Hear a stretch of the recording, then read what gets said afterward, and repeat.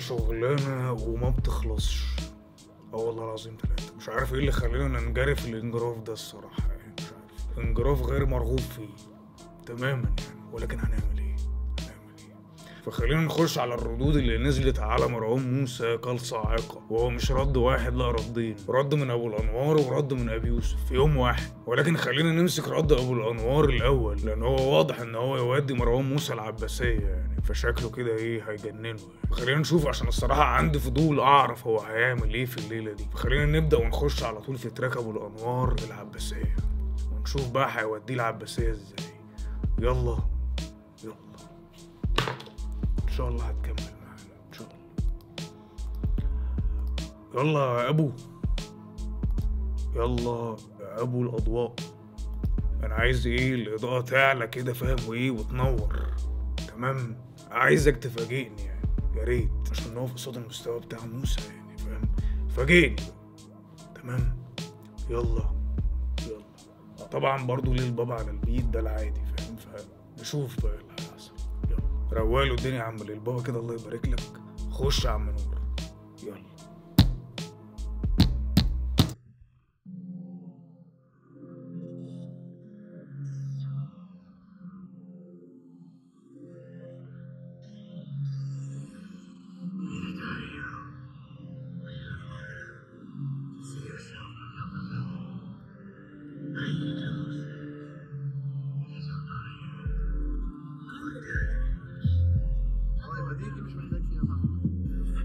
المفروض الدخلة دي غالبا بيلقح بيها للجوكر يعني، فبيسخنوا كده لان ده باتمان اكيد كله عارف يعني. ففكرة حلوة يعني مش وحشة. نخش بقى في المفيد، يلا.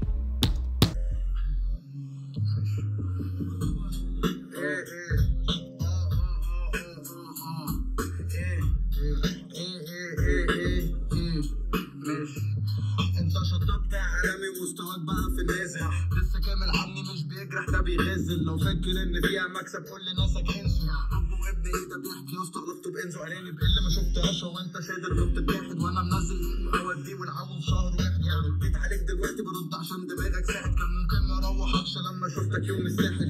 مساكوا خرا الليل احنا هنشيلوكو. محتاج تبطل يا اسطى شكلك شادد كوكو. درع بالك شكله اصلا شارب سوكو. مش بيف الليله تشكل اللي طلعت له كوكو. مسكتك مشرين زي التلاته اللي وصلونك من بدري عدى ضوءك بس ما كنتش فاضي في دورك. انت حاليا حالتك كرب يا ابني، انت في اللورك عمال بتعك يهبل مش يتقل من مقدورك. واللي شافه لحظة قبل ما الناس تشوفه، لحظة، عشان انا شايف مستوى كويس مش بطال خالص من ابو الانوار، ودي برضه مفاجأة نفس مفاجأة مروان موسى بالظبط يعني. المستوى عالي غالبا، مش عارف الرجاله مالها، بس الصراحه مستوى اعلى من بيه في الفيسات اللي فات، فدي حاجه تتحسب لهم الصراحه سواء مروان موسى او ابو الانوار. خلينا نشوف ايه اللي بيتقال. طبعا في الاول بيقول انت شطبت يا عالمي من الاخر يعني فاهم، الحته اللي هي كانت موجوده في فيلم العالمي اللي الاغلب عارفها يعني فاهم. ساعه ما قال له انت شطبت يا عالمي ما عادش بقى في مستواه يعني فاهم. بعد كده قال له مستواك بقى في النازل، دس كامل عني مش بيجرح ده بيغازل. طبعا بيتريق على الدس بتاعه يعني فاهم، ان هو ايه ده غزل يعني فاهم. بيقول فيه كلام كويس يعني، اللي هو ما ضايقوش في اي حاجه فاهم. لسه مش واصل للدرجه دي يعني. هو التراك حلو زي ما قلت، ولكن مش بدرجه العلامه يعني، في اقوى من كده. فخلينا نشوف بقى ابو الانوار هيقدم لنا الاقوى ده، ولا برضه هيبقى في الايه، في اللذيذ كده يعني. خلينا نشوف. بعد كده قالوا لو فاكر ان فيها مكسب قول لناسك انسوا. اب وابن ايه ده بيحكي يا اسطى علاقته بانزو، وهنا بيريباتر البار بتاع مروان موسى في سخينة ياما ساعه ما قالوا الاب والابن والاب نون. فهنا بيقولوا الاب والابن ايه ده بيحكي يا اسطى علاقته بانزو، وانزو ده صاحبه يعني فاهم. كان مشارك في تراك بلوجا مع عفروتو ومروان موسى. هنا برضه بيعكس له البار يعني فاهم، على ان علاقته بانزو هي اللي كده يعني فاهم، مش علاقه ابو الانوار وابي يوسف يعني. بعد كده قال له ارانب ايه اللي ما شفتهاش، هو انت شادد وبتتجاحد. وهنا بيباتل برضه البار اللي قاله مروان موسى ساعه ما قال لهم ان هم حابين البيف، وان سنتهم عدت من غير ارانب من غير فيوز بملايين يعني. فهنا بيقول هو انت شادد ولا بتتجاهد، على ان هو اساسا معدي يعني وجايب ارانب كتير. وبعدها بيقول له جايب الارانب دي فين يعني. بعد كده قال له انا منزل اوديه والعو في شهر واحد. وطبعا دي كلها تراكات لابو الانوار معديه الملايين، عشان كده بيقول هو انت شادد ولا مصطبح ولا ايه. وبعد كده قال له لو رديت عليك دلوقتي برد علشان دماغك ساحت. كان ممكن ما اروحكش لما شفتك يوم الساحل ساعه ما قالك ان هو مديله ايده والتاني مسلمش والشغلانه دي يعني. فانا بقول له لا مؤاخذه ان هو كان ممكن يخطفه يعني فاهم، بس مرضاش لان هو ايه رحيم تمام. حتى الان مستوى البارات شايفه في العادي مفيش اي تكنيك او اي لعبه بالالفاظ بيتعمل في البارات، سرد واضح وصريح يعني. لكن مستوى الاداء والفلو هو اللي عالي تمام خلينا نشوف الباقي. فبيقول لهم مساكوا خرا الليله احنا هنشيلوكوا، محتاج تبطل يا اسطى شكلك شادد دوكوا، عامل دماغ كلها يعني. وفي نفس الوقت بيرمي يعني على المخدرات اللي هو ايه لا مؤاخذه مش واضح ان في اجماع عن الموضوع يعني، والله اعلم احنا ما نعرفش هم اللي بيقولوا يعني. وبعد كده قال له مدير اعمالك شكله اصلا شارب سوكو وعامل دماغ زيت عربيات هايله. بعد كده قال له مش بيه في الليله تشيكن ليتل هات له كوكو. تحس برضه ان هو بيرمي على الاعلان بتاع طلبات اللي هو عمله يعني، وبيرمي برضه على النيك نيم بتاع الفرخ الشهر اللي طلعه عليه ابي يوسف، يعني بيقول عليه تشيكن ليتل يعني. مش عارف يعني هتوجعوا بعض امتى، مش عارف، مش شايف خالص لغايه دلوقتي. يمكن في الاربعه اللي بعدهم هنشوف، خلينا نشوف. قال له مزيكتك مش ريل زي الداتا اللي واصله لك. بيشبه مزيكته ان هي مش حقيقيه زي الداتا اللي هو بيقولها بالظبط، ان هي كلها ايه لا مؤاخذه فيك. تمام كده قال له من بدري عادي ادقك بس ما كنتش فاضي افضلك. هو مش فاضيله بقى فاهم، هو وراه حاجات كتير قوي ان هو ايه يروقه ويدقه. وبعد كده قال له انت حاليا حالتك كرب يا ابني، انت في اللالا لاند يعني، توجع قوي اللالا دي الصراحه. تمام بعد كده عمال تعك يابل ماشي تقل من مقدارك. مش عارف مفيش اي حاجه خالص يعني. انا كمروان انا ما اتضايقتش، مش عارف هتضايق امتى. اعتقد ده ديس يعني، في فرق ان انت يبقى ادائك حلو على البيت وقوي، وفي فرق ان احنا نصنفه كديس قوي. في فرق بين الاتنين والله العظيم، والناس لازم تفهم كده. في فرق بين الاتنين، هو اداؤه حلو وقوي على البيت حلو تراك يتسمع، لكن ديس قوي بقى ده اللي احنا بنحاول نشوفه وبندور عليه وبنبحث عنه حتى الان. يلا كمل يا عم نور. اللي شافوك في الحفلات قالوا انك بتكون متدرمغ يا اسطى، سمعتك باظت كده اسمك في الطين اتمرمغ. الدنيا زميلي ذوقك وحش افصل قاتل افتح حد الناس كلها عليك وانت خربان في الساند بوكس.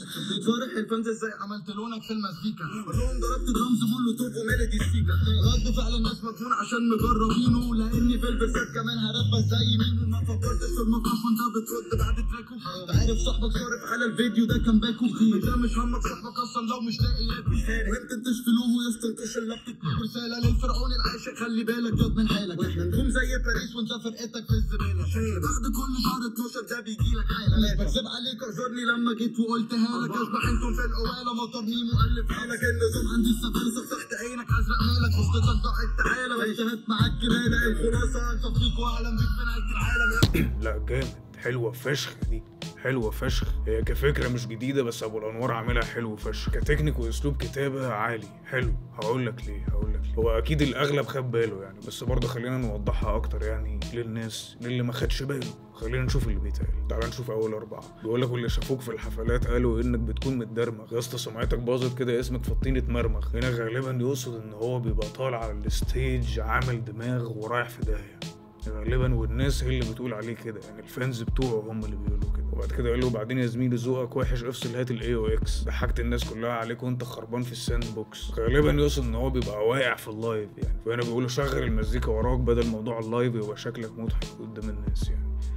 تمام مفيش حاجه توجع هنا، بس هو بيحكي عن مواقف حاصله يعني. بعد كده اول بار في الاربعه اللي بعد كده حاسس ان هو اتسحب شويه من البيت، في زفلطه حصلت يعني، مش متسنكه قوي يعني، مش هتحسها راكبه قوي على البيت يعني. قال لك صارح الفانز ازاي عملت لونك في المزيكا يعني، تحسها ما اتقالتش صح يعني. بعد كده قال له قول لهم ضربت درامز مولوتوف وميلودي سيكا. بيقولوا ان هو بيقلد يعني مولوتوف في استخدام نفس الانسترومنتالز بتاعته يعني فاهم، اللي هي الدم والتكه والشغل ده، وانه بيقلد ميلوديز من واحد اسمه سيكا. وهو بيقول ان اسلوبك اللي انت بتحاول تتميز بيه ده هو نحته يعني فاهم من ناس تانية. بعد كده قال لك ورد فعل الناس مضمون عشان مجربينها فاهم، مجربينها في مولوتوف قبل كده يعني، ومتعودين على المزيكا دي يعني فاهم، فعشان كده هو نجح على قفاها. بعد كده رمى عليه البار ده كنوع من التفاخر بنفسه يعني. قال له لان في الفيرسات كمان هراب بس زي ميمو فاهم، ان هو برضه هينحت ميمو بقى فاهم في الراب.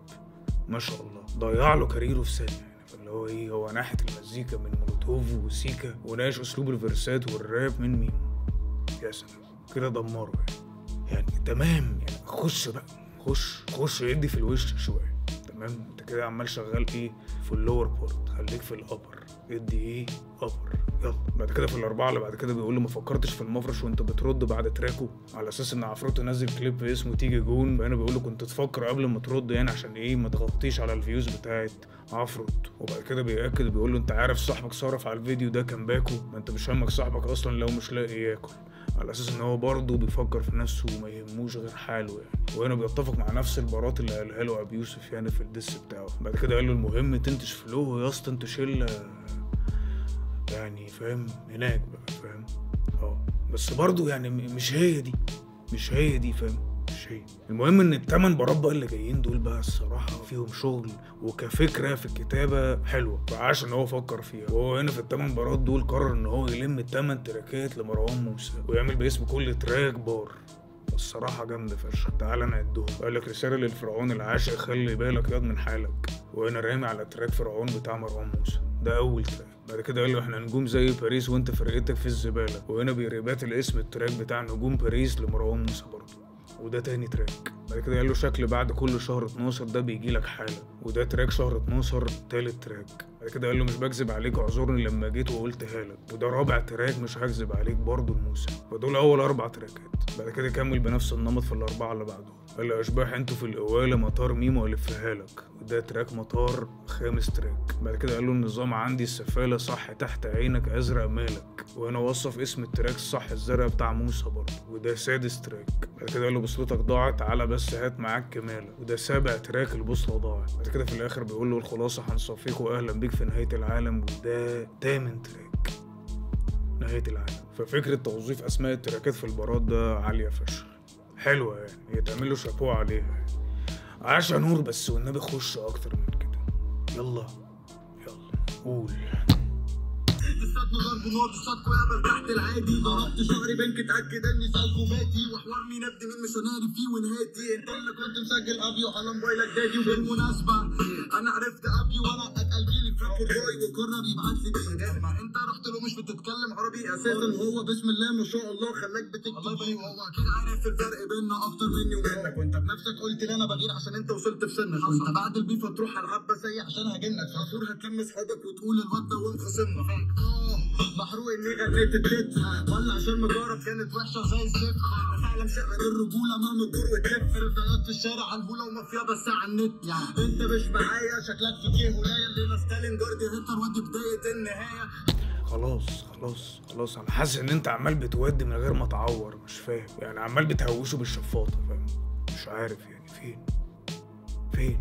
وبعدين هي اسمها ستالينجراد مش ستالينجارد خالص يعني انت ايه نتشتها كده فاهم في التسجيله. المهم انا مش لاقي اي تعوير لغايه دلوقتي حصلت في وشه، هي ستوريز زي اللي بيحصل على انستجرام كده بالظبط، وزي ما عمك ادم قال لك ستوري تيلينج يعني فاهم، مش ديس. وفي فرق كبير بين الاتنين فاهم، انت بتسرد احداث بس في نفس الوقت انت بتحطم خصمك، وانا مش شايف اي نوع من التحطيم حتى الان، مش عارف ليه يعني. قال لك دساتنا ضرب نار دساتكوا يهبل تحت العادي، ضربت شعري بنك اتاكد اني سايكوباتي، مش دليل ما يقلقوش يعني فاهم، ما يخوفوش لا. بعد كده قالوا حوار مين ابن مين مش هنهري فيه ونهاتي، انت اللي كنت مسجل ابي على الموبايل دادي، ده اكيد يعني فاهم، لان الراجل برضو ساعده في الاول كتير يعني اكيد دي ممكن انا اصدقها شويه، لان هو فعلا كان على طول مع ابي يوسف يعني، وده كان كلنا حاضرين ومشاهدين عليه.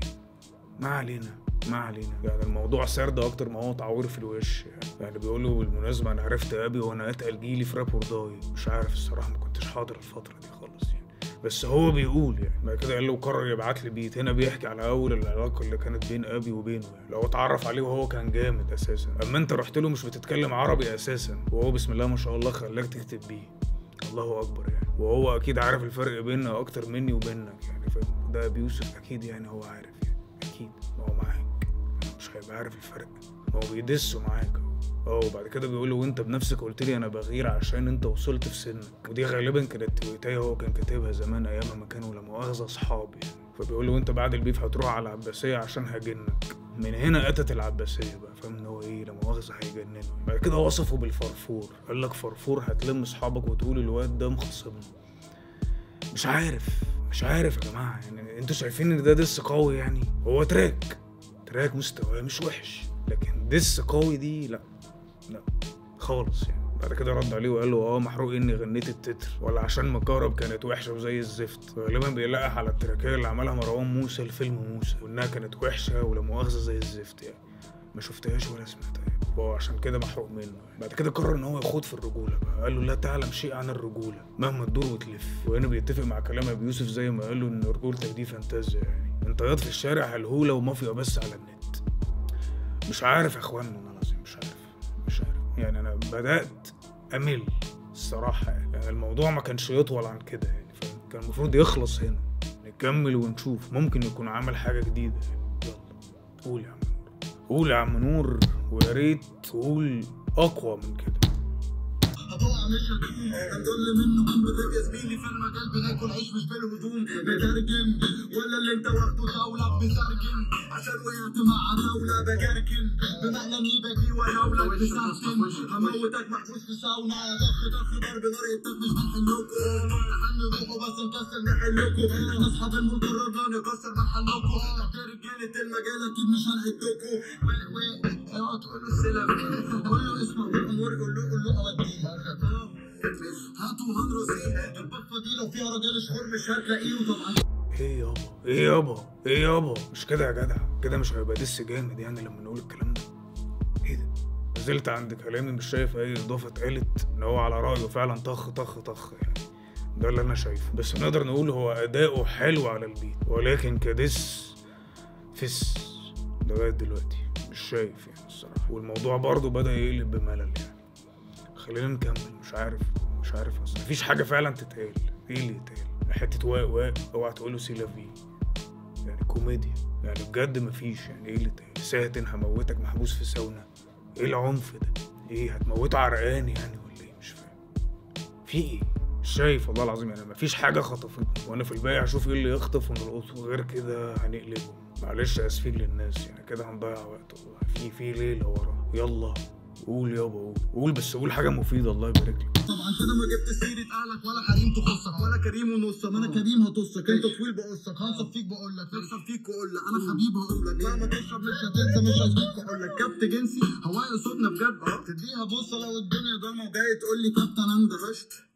حتتك قلت لما ميم وبعد انت اتقفشت، انت اتنكشت. بالمناسبه اغنيه التتر فايراله على التيك توك، والدسايه دي هتروح تقوم فايراله على الفيسبوك. الصندوق والمفرش دول غاويين من المكسيكي تراك بوش، الشاكوش يا زميلي دق في الصنادل مش بيهمه. وما انك مش جاي باتل ارجوك ما تخلصناش، ما تقوليش انا والجانجو وانتم اصلا في البلاص. هتخرج مني مطحون يا زميلي انا الخلاط، ازاي مطحون بقصد اصلي بضغط على الاصابات.